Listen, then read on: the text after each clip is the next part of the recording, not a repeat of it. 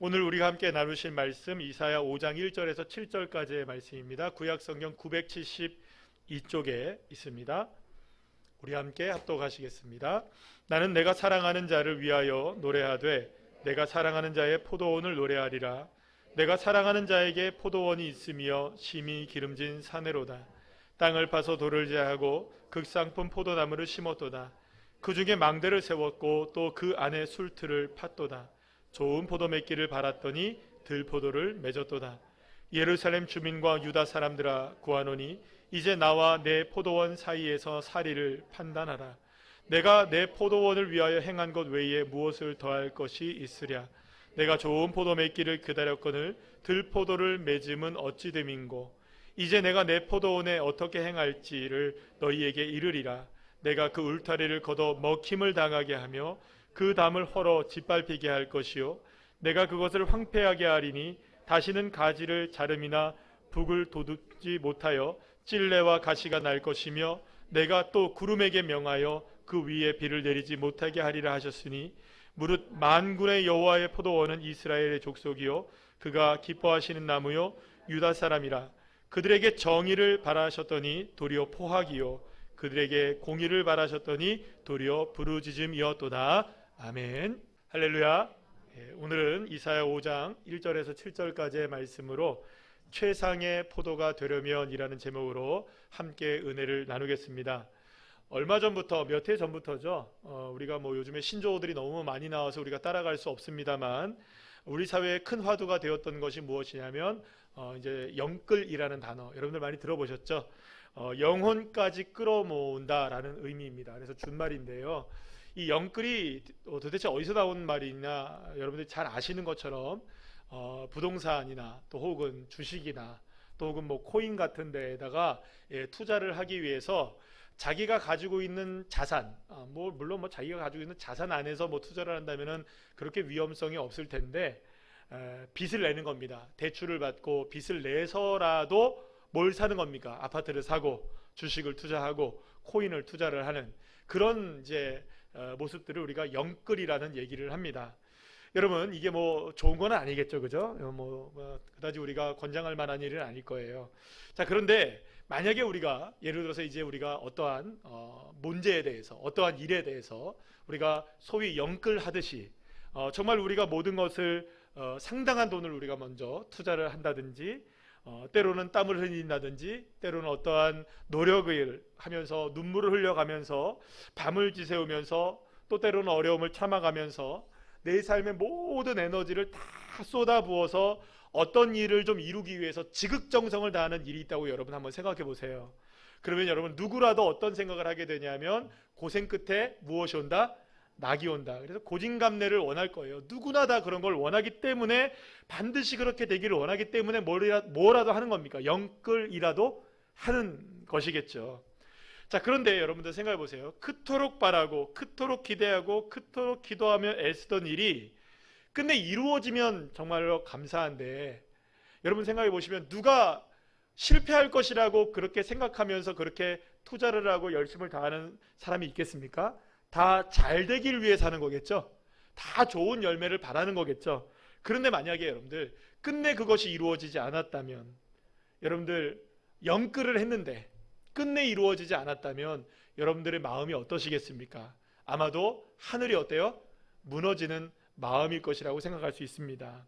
좌절하게 되고 절망하게 되고 실망하게 되고 이렇게 내 자신이 어떤 것에 이렇게 무지하게 투자를 했는 것이 아닌가 스스로를 자책하게 되고 스스로를 원망하게 되고요.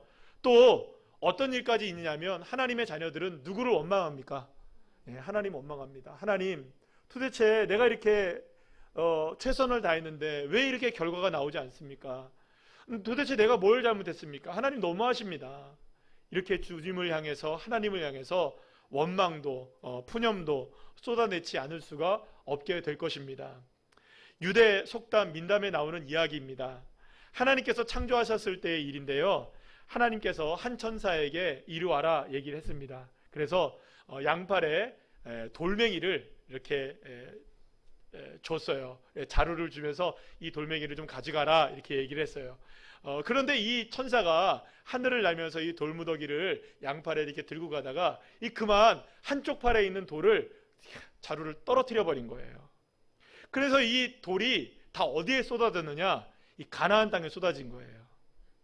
그러니까 가나안 땅이 세상의 돌의 절반이 쏟아진 거죠. 그러니까 이런 게 이제 그 유대 민담에 나오는 이야기입니다.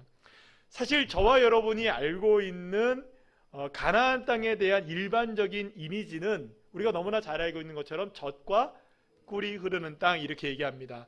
하나님도 이스라엘 백성들을 애굽 땅에서 살고 있을 때 출애굽을 감행하시기 직전에 이스라엘 백성들과 모세에게 가나안 땅을 소개하시면서 어떻게 하나님이 직접 소개하시냐면 출애굽기 3장 8절 말씀 우리 한번 읽어볼까요? 시작.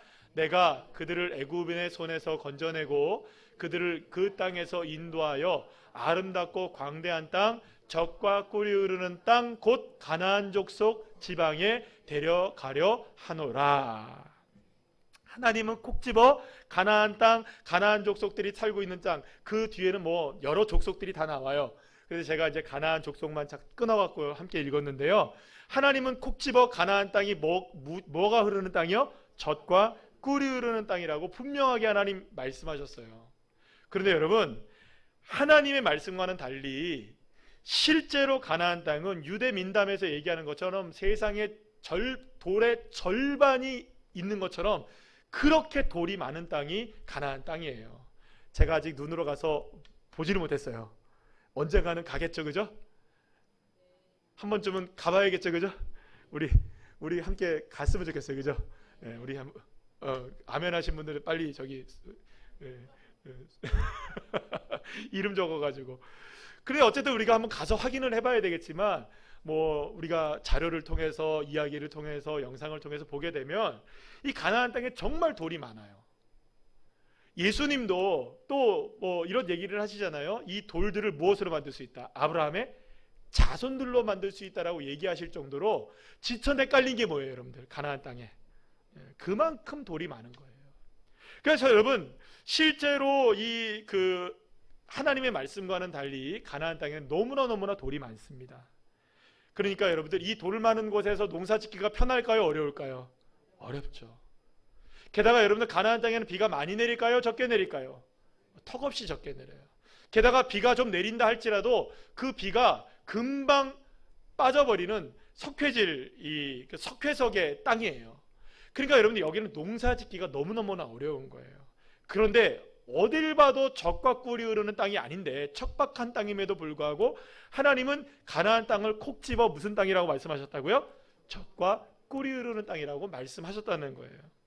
그렇다면 왜 하나님이 이 땅을, 이렇게 척박한 땅을, 돌 많은 땅을 젖과 꿀이 흐르는 땅이라고 말씀하셨던 것일까요? 그 이유는 이런 겁니다. 아무리 이러한 척박한 땅이라 할지라도 하나님은 가장 좋은 최상의 포도나무를 가꾸는 포도원으로 가꾸시기를 원하시기 때문이라는 거예요. 다시 말하면 이 척박한 땅이라 할지라도 하나님은 하나님이 열심을 다하셔서 이 땅을 무슨 땅으로 만들어내시겠다? 가장 최상의 포도 열매를 맺는 포도원으로 만들어내시겠다. 비록 보이는 모습은 어때요? 축복의 땅과는 거리가 멀어도 하나님이 역사하시면, 하나님이 인도하시면, 하나님이 가꾸시면, 하나님이 역사하시면, 하나님이 인도하시면, 하나님이 도우시면, 하나님이 붙들어 주시면 그 땅은 어떤 땅이 된다? 척박한 땅이라 할지라도 축복의 땅이 될 수 있고, 돌이 많은 땅이라 할지라도 아름다운 포도를 열매를 맺는 최상의 포도원이 될 수도 있다라고 주님 말씀하시는 거예요. 그러면 여러분 한번 생각해 보세요.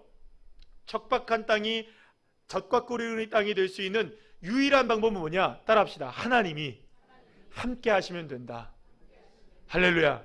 하나님이 함께 하시면 그 땅이 어떤 땅이라 할지라도 가장 최선의 젖과 꿀이 흐르는 땅이 될 수 있다는 것입니다. 그래서 여러분들 하나님은 이러한 가나안 땅을, 이런 척박한 땅을 최상의 포도 열매를 맺는 최고의 포도원을 만들기 위해서 하나님이 하실 수 있는 최고의 열심을 다 하시고 계시는 것을 볼 수 있게 됩니다. 자, 오늘 보면 2절 말씀 볼까요? 우리 다 같이 시작. 땅을 파서 돌을 제하고 극상품 포도나무를 심었도다. 그 중에 망대를 세웠고 또 그 안에 술틀을 팠도다. 좋은 포도 맺기를 바랐더니. 오늘 본문, 우리 함께 읽은 본문은요, 이사야서에서 가장 유명한 본문 중에 하나인, 따라합시다, 포도원의 노래. 포도원의 노래라는 부분의 이야기예요. 사실 여러분들은 잘 모르겠지만 굉장히 신학적으로도 중요하고 의미적으로도 중요한 본문이에요. 그런데 이사야 선지자는 이 포도원의 노래라고 불리는 이 오늘 본문의 말씀을 통해서 한 가지 비유의 말씀을 우리에게 이야기해 주고 있어요. 하나님을 농부로 비유하시면서 하나님이 포도 농사를 짓게 되시는데 자신의 모든 것을 다 바쳐서 가장 아름다운 최상의 포도 열매를 맺기를 바라시는 그 포도원의 농부가 바로 누구시다? 하나님이시다. 그리고 그 하나님은 열심을 다해서, 농부가 열심을 다하는 것처럼 하나님도 열심을 다해서 이 포도원을 가꾸신다라는 것을 우리에게 말씀해주고 이야기를 해주고 있는 겁니다. 농부는요, 최고의 당도를 자랑하는 포도를 얻기 위해서 그 포도원을 극상품 포도나무를 심게 됩니다. 그러나 극상품 포도나무가 온전하게 잘 자라기 위해서, 최상의 포도를 얻기 위해서 농부는 그냥 포도나무만 심어 놓은 것이 아니었어요. 포도가 잘 자라날 수 있도록 이 농부는 자신이 할 수 있는 모든 일을 다 합니다. 석회질로 가득한 이 땅을, 돌들을 다 걷어내요. 그래서 아주 정말 비옥한 토양으로 이 땅을 만들어냅니다. 이러기 위해서 때때로는 이 땅을 갈아엎기도 하고 얼마나 많은 노력을 해야 했겠습니까? 농부는 이 수고를 아끼지 않은 거예요. 왜냐하면 무엇을 맺어야 되니까, 가장 최상의 포도 열매를 맺어야 하니까 말이죠. 이뿐만이 아니었어요. 농부는 따라합시다, 망대는 여러분 오두막 같은 거랑은 다른 겁니다. 오두막은 나무로 짓는 거지만 이 망대는요, 무엇으로 짓냐면 이거는 벽돌로 짓거나 아니면 이런 돌들로 짓는 거예요. 그럼 여러분 생각해 보세요. 포도원을 만들어 놓고 그 오두막을 짓는다라는 것과 망대를 짓는다는 건 어떤 차이점이 있냐 하면, 망대를 세웠다는 것은 견고하게 이 망대를 세워서 오랜 시간 동안 무엇을 돌보겠다, 이 포도원을 돌보겠다는 농부의 다부진 마음이 여기에 포함되어 있는 거예요. 그뿐만이 아니에요. 땅을 팝니다. 거기에다 뭘 만드느냐? 술틀을 만들어내는 거예요. 그러니까 최상의 포도를 바로 따서 여기다가 바로 뭐 하는 겁니까? 또 포도즙을 만들고 포도주를 만들 수 있도록 만들어내겠다는 거예요. 그리고 여러분, 땅 파고 망대 세우고 포도나무 심고 돌들 다 걷어내는 수고를 누가 한 겁니까? 이 농부가 한 거예요. 농부는 이런 모든 수고를 마다하지 않았어요. 얼마나 이 포도원을 향한 농부의 마음이 애틋했는지 여러분들 우리가 알게 되는 장면입니다. 이유가 딱 한 가지죠. 최상의 포도 열매를 맺기 위해서. 그런데 여러분, 보통 그렇다고 해요. 저는 잘 모르겠지만 뭐 이야기를 들어보니 포도나무를 하나 심으면 한 2, 3년 정도는 지나야 포도 열매가 맺힌다고 합니다. 그러면 여러분, 포도나무를 심고 그렇게 2, 3년 동안을 열심히 준비한 거예요. 그래서 온갖 정성을 다 쏟아부었는데, 그래서 이제 열매 맺기를 간절히 바라고 이제 열매를 딱 바라보고 있는 거예요. 이번에 여러분들 우리 그 카눈 태풍이 와가지고 이제 수확기를 앞두고 있는 농작물에 직격탄을 맞아갖고 어떤 분이 사과 이렇게 보니까 다 낙과가 돼가지고 망연자실한다. 정말 이거 이제 한 달 정도만 있으면은 이 정말로 그 상품으로 이제 팔 수 있고 이 추석 때가 되면 다 이거 정말 나가야 되는데 정말 어떻게 할지 모르겠어요. 이런 말 여러분들 들어보셨죠? 이게 망연자실하는 거죠. 망연자실. 좋은 열매를 맺기를 바랬는데, 여러분들 이 농부가 포도에 좋은 열매를 맺기를 바랐는데 살펴봤어요. 포도나무를 쭉 살펴봤더니 세상에 어떤 포도가 맺어 있느냐? 따라합시다. 들포도. 들포도가 뭔지를 제가 찾아봤더니 들포도가 배우심이라는 단어를 썼는데요. 이 배우심이라는 단어의 의미가 뭐냐면 이런 겁니다. 고약한 냄새가 나는 형편없는 열매, 이렇게 되어 있습니다. 여러분, 포도에서 고약한 냄새가 나는 포도 보신 적 있으십니까? 잘 못 보셨죠? 뭐 우리가 볼 일이 없겠죠, 그게. 그런데 어떻게 하면 이 포도에서 고약한 냄새가 나고 정말 형편없는 포도가 나올까? 여러분 우리가 이해가 잘 안 돼요. 왜냐하면 분명히 무슨 나무를 심었어요? 최고급 포도나무를 심은 거예요. 요즘 말하면 뭘 심은 겁니까? 샤인 머스켓. 이거 심은 거예요, 여러분. 그런데 이상하고 고약한 냄새 나고 여러분들 형편없는 포도 열매가 맺혔으니 포도로서의 가치는 전혀 없는 포도가 맺어지게 된 거죠. 그동안 포도원을 이렇게 아름답게 가꾸었던 농부는요, 여러분들 망연자실할 수밖에 없었어요. 허탈하고 분노가 치밀어 오를 수밖에 없었어요. 그래서 농부는 외치게 됩니다. 오늘 보면 4절 말씀 볼까요? 시작. 내가 내 포도원을 위하여 행한 것 외에 무엇을 더할 것이 있으랴. 내가 좋은 포도 맺기를 기다렸거늘 들포도를 맺음은 어찌 됨인고. 이사야 선지자는 이런 농부의 마음이 이스라엘을 바라보시는 하나님의 마음과 똑같다고 말씀하십니다. 하나님은 최고의 포도 열매를 거두시기 위해서 하실 수 있는 건 다 하셨다는 거예요. 하지만 최상의 포도나무에서 최악의 포도 열매가 맺히게 된 이 설명할 수 없고 정말로 기이한 일에 대해서 하나님도 너무나 답답한 거예요. 도대체 이게 왜 어떻게 이렇게 됐지? 너무나 답답하고 안타깝고 실망스러워서, 너무나 실망스러워서 하나님도 지금 어찌할 바를 모르시는 거예요. 그래서 내가 할 게 뭐냐 도대체. 내가 더 할 수 있는 게 뭐냐. 이 포도원을 위해서 내가 지금 더 힘을 쏟을 수 있는 게 뭐냐. 한번 이야기를 해봐라. 이 포도원과 나 사이에 여러분들 한번 얘기를 한번 해보세요. 내가 할 수 있는 게 뭐냐고요. 내가 할 수 있는 게 뭐냐고. 하나님이 지금 이렇게 얘기하고 계시는 거예요. 얼마나 답답하시면. 하나님은 이 포도원의 노래 끝에서 이 노래의 의도가 무엇인지를 우리에게 직접 드러내시면서 이렇게 말씀하십니다. 오늘 보면 7절 말씀 한번 읽어볼까요? 시작. 무릇 만군의 여호와의 포도원은 이스라엘의 족속이요 그가 기뻐하시는 나무는 유다 사람이라. 그들에게 정의를 바라셨더니 도리어 포악이요 그들에게 공의를 바라셨더니 도리어 부르짖음이었도다. 아멘. 사랑하는 여러분, 하나님이 이스라엘 백성들에게 원하셨던 것, 그것은 최상의 포도나무를 심은 그대로 최상의 포도 열매를 맺게 되는 것이었습니다.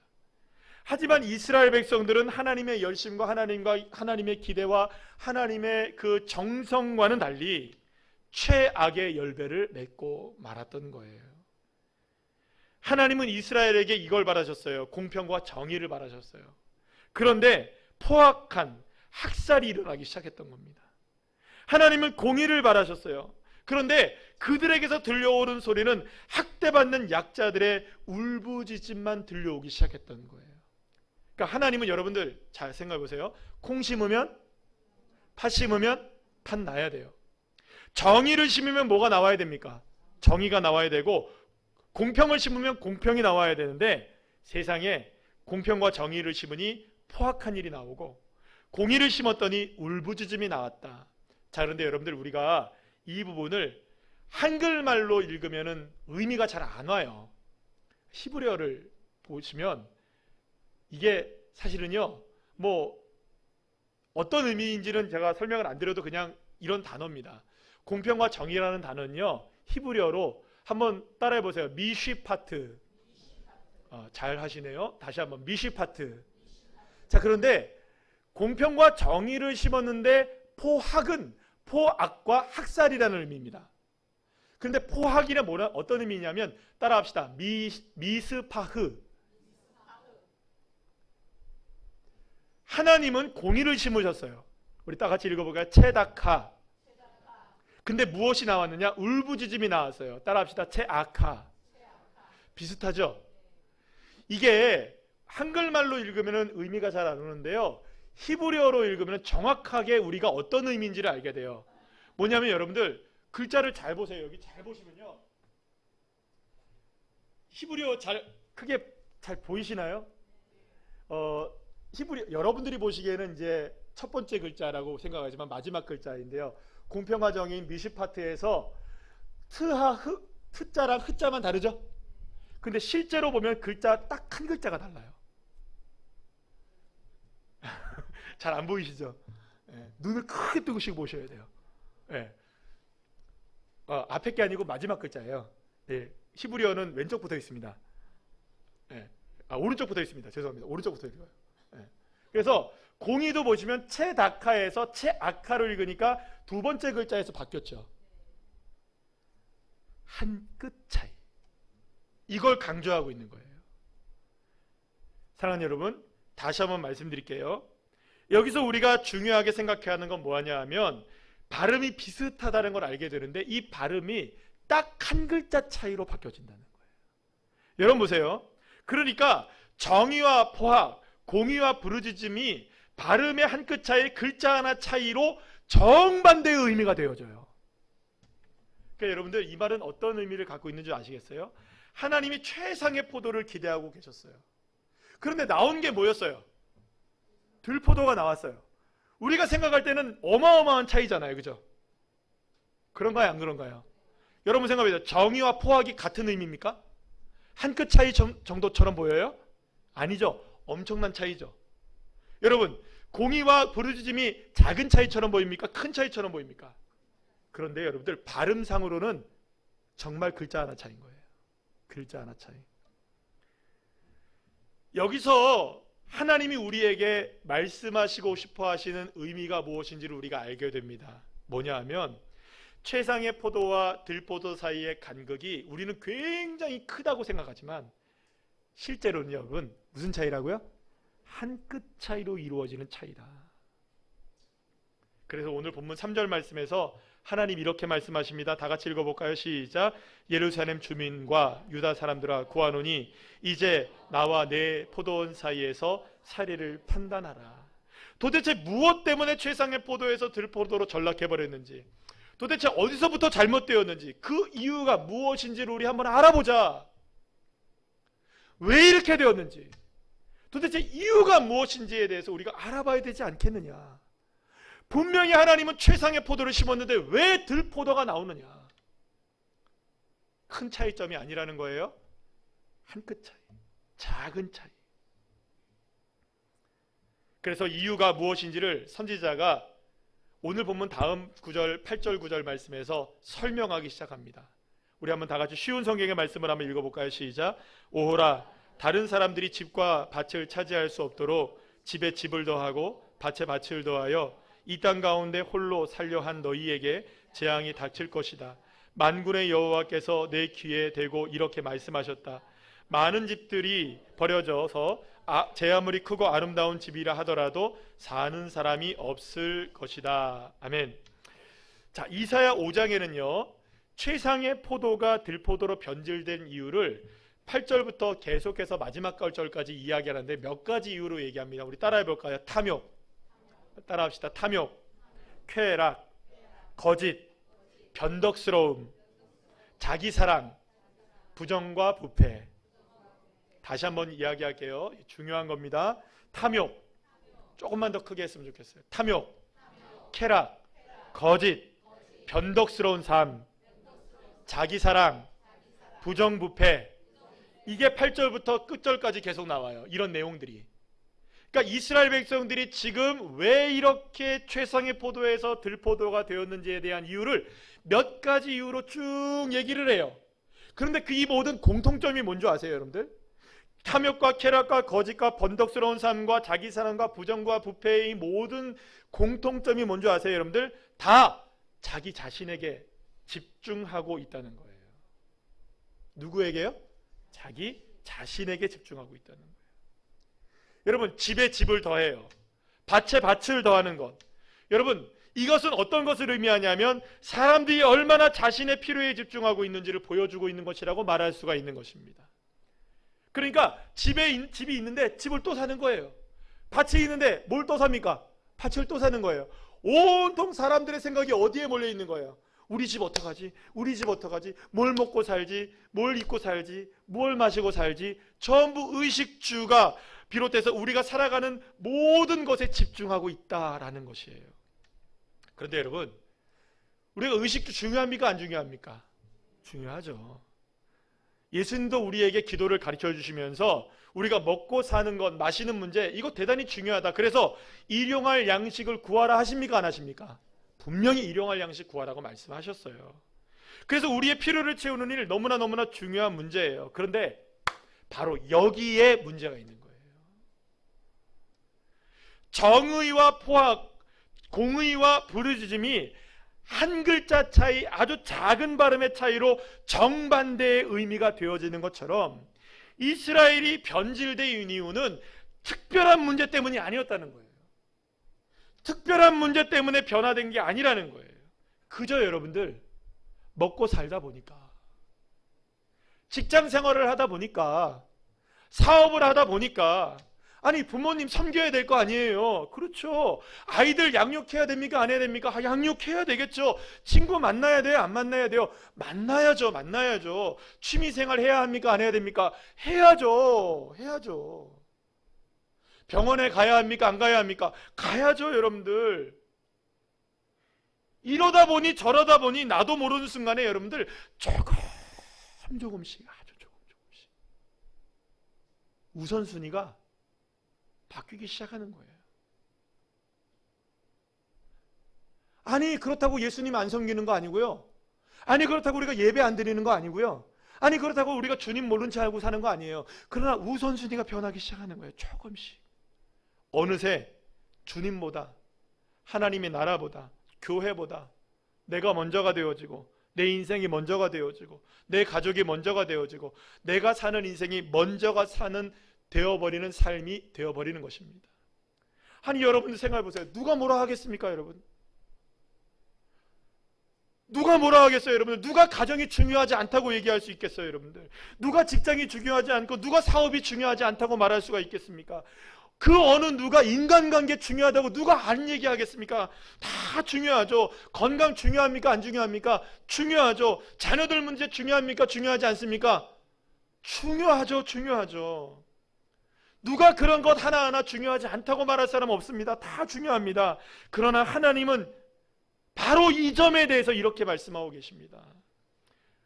이사야 5장 12절 말씀을 다 같이 읽어볼까요? 시작. 그들이 여호와께서 행하시는 일에 관심을 두지 아니하며 그의 손으로 하신 일을 보지 아니하는도다. 이스라엘 백성들을 향해서 하나님이 이렇게 말씀하시는 거예요. 도대체 너희들은 지금 어디에 관심을 두고 있느냐? 정말 하나님 나에게 관심을 두고 있기나 하면서 살아가고 있는 것이냐? 내가 하는 일, 내가 하려고 하는 일, 내가 너에게 지금 하고 있는 일, 그걸 보고 있느냐? 내가 너를 얼마나 사랑하는지 알고 있느냐? 내가 너를 이끌고 있다는 것을 알고 있느냐? 내가 너를 지금 도와주고 있다는 사실을 보고 있느냐? 정말로 나를 지금 집중하고 있느냐? 나에게 관심이나 좀 갖고 있느냐? 하나님이 이스라엘을 최상의 포도로 만들어내려고 하시는다는 사실을, 그 의지를 알지 못하고 관심도 갖지 않고 있는 것에 대해서 하나님은 마음이 상해 계시는 거예요. 하나님은 지금 이스라엘을 최상의 포도로 만들고 계시기를 원하시는 거예요. 그 일하시고 계셔요. 역사하시고 계시는 거예요. 그런데 이스라엘 백성들은 온통 거기에 신경을 쓰지 않고, 뭘 먹고 살지? 어떻게 살지? 나 집 어떻게 늘리지? 밭 어떻게 늘리지?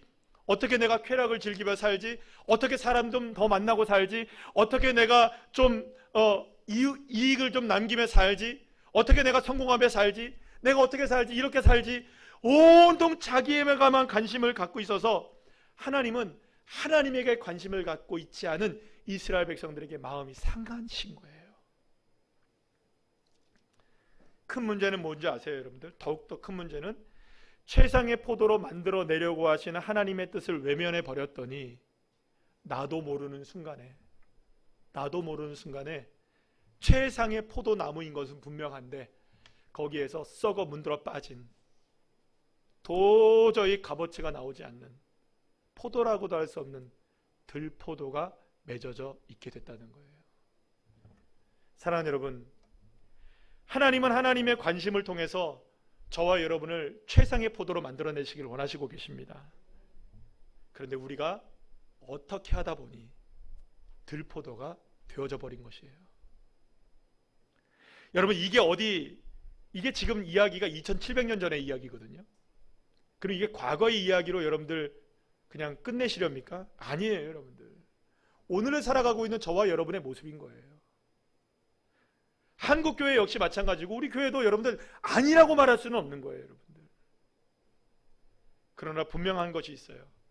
하나님께서는 여전히 이스라엘 백성들을 최상의 포도로 만들어내시기를 원하시고 계시고 만들어내시기를 기대하시고 계시다는 거예요. 왜냐하면 이것이 하나님의 마음이고 이것이 하나님의 뜻이기 때문이에요. 만약에 하나님이 들포도가 만들어진 포도원을 보고 여러분들 이거 그냥 갈아엎어야겠다 하면 그냥 갈아엎으시는 거지 이런 말 할 필요가 없는 거예요. 이렇게 말씀하시는 것은 기회를 주시는 거예요. 따라합시다. 기회를 주신다. 사랑하는 여러분, 오늘이 기회입니다. 그렇다면 어떻게 해야 들포도에서 최상의 포도로 우리가 회복될 수 있느냐? 여러분, 딱 한 가지입니다. 하나님께 관심을 가지셔야 합니다. 하나님이 행하시는 일에 관심을 가지시기를 축복합니다. 하나님의 꿈이 나의 비전이 되고 하나님의 뜻이 나의 삶이 될 수 있도록 여러분, 하나님 나라에 관심을 두며 살아가는 주의 자녀들 되시기를 간절히 축원합니다. 예수님이 이렇게 말씀하십니다. 마태복음 6장 25절, 31절, 33절 말씀인데요. 시작. 그러므로 내가 너희에게 이르노니 목숨을 위하여 무엇을 먹을까 무엇을 마실까 몸을 위하여 무엇을 입을까 염려하지 말라. 목숨이 음식보다 중하지 아니하며 몸이 의복보다 중하지 아니하냐. 그러므로 염려하여 이르기를 무엇을 먹을까 무엇을 마실까 무엇을 입을까 하지 말라. 그런즉 너희는 먼저 그의 나라와 그의 의를 구하라. 그리하면 이 모든 것을 너희에게 더하시리라. 아멘. 사랑하는 여러분, 주님은 지금 저와 여러분에게 먼저 구할 것이 있다고 말씀하시는 거예요. 다시 말씀드립니다. 의식주의 문제, 우리의 가정의 문제, 자녀의 문제, 직장과 사업의 문제가 중요하지 않지 않습니다. 그러나 그것보다 먼저가 있는 거예요. 먼저 해야 될 게 있는 거예요. 이 순위를 놓쳐버리는 것이 여러분들 어떻게 하다 보니 놓쳐버리는 거예요, 여러분. 큰 차이로 내가 이제부터 예배 안 드려 그리고 예배 안 드리는 그런 거 아닌 거예요, 여러분들. 나 이제 교회 안 다녀 이러고 여러분들 주님 떠나는 게 아니라는 거예요.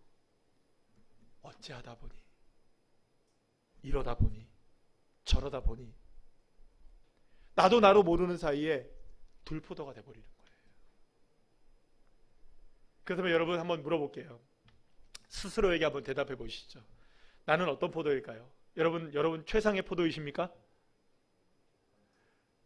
그리고 여러분 들포도이십니까? 정답 뭔지 아세요, 여러분들? 따라합시다. 애매한 포도. 정답이 애매한 포도예요, 여러분들. 최상의 포도라고도 말하기가 어렵고 그렇다고 들포도라고 얘기하기도 자존심 상하고 최상의 포도라고 얘기하자니 교만할 것 같고 그래서 애매한 포도 여기에 머물러 살아갑니다. 그러니까 여러분들 우리가 거시기한 포도들이에요. 다 지금 먹자니 맛도 없고 버리자니 아깝고 이거 도대체 어디다 쓰지? 그래도 포도긴 포도예요. 사실 여러분들 가장 큰 문제가 뭔지 아세요? 이 어중간한 포도로 살아가는 겁니다. 그 예수님도 요한계시록 3장 16절에서 라오디게아 교회를 향해서 뭐라고 얘기하느냐?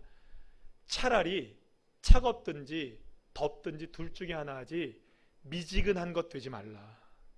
여러분 미지근한 게 얼마나 위험성을 갖고 있는지 모르냐면 미지근하면 차가운 데도 낄 수 있어요. 미지근하면 뜨거운 데도 낄 수 있어요. 적당히 살아가는 데는 미지근한 게 제일 좋아요. 근데 여러분 줄을 서야 할 때가 있는 거예요. 최상의 포도가 되려면. 여러분 그거 아시죠? 여러분 우리 그 TV에서 보시면 달인들 나오는 거 아시잖아요. 달인은 뭔가 달라요, 그죠? 네.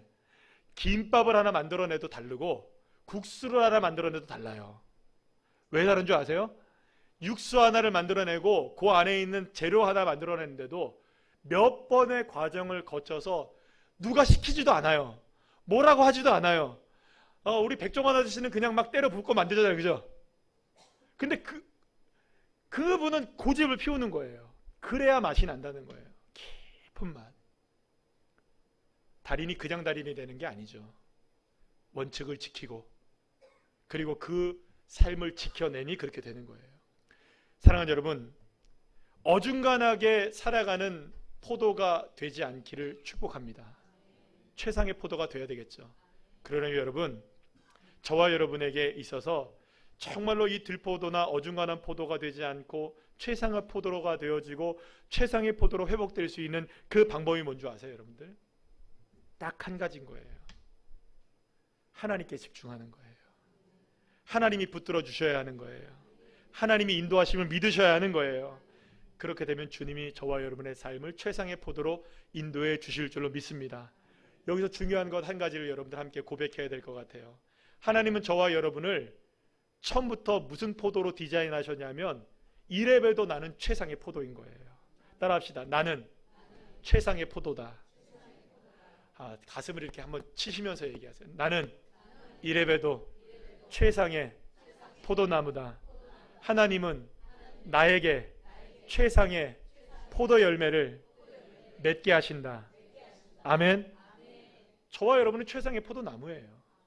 그런데 어느 순간 어쩌하다 보니 이래 하다 보니 아주 작은 차이로 인하여서 어떻게 하다 보니 지금 들포도까지는 아니어도 애매한 포도, 적당한 포도, 미지근한 포도가 되어진 거예요.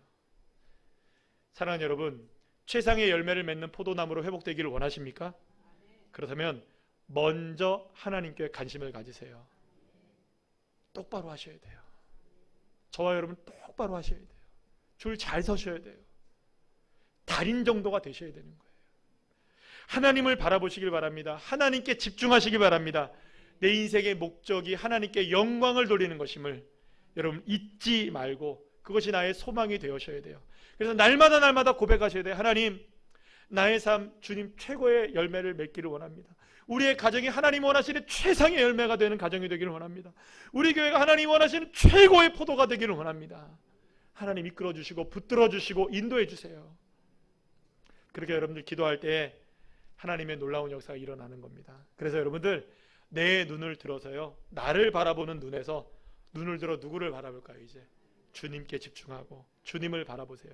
내 삶에 매몰되고 집중되어 있는 시선을 주님께로 돌리시기를 축복합니다. 그럴 때 비로소 하나님의 일하심을 보게 되고요. 여러분, 우리가 하나님 도대체 어디 계세요 하고 할 필요가 없어요. 왠지 아세요? 하나님 일하시고 계시기 때문에. 세워보세요. 여러분들 돌이켜보세요. 다 주님이 하시는 일이에요. 근데 그걸 모르고 있는 거예요. 왜요? 나에게 너무 집중이 되어 있으니까. 이제 그 눈을 들어 주님을 바라보기 시작하면요, 나의 삶에 지금 얼마나 주님이 열심히 일하시고 계시는지 보게 될 수 있고요. 그렇게 주님께서 저와 여러분의 삶에 최상의 포도 열매를 맺게 하시는 놀라운 축복으로 저와 여러분의 삶에 축복해 주실 줄로 믿습니다.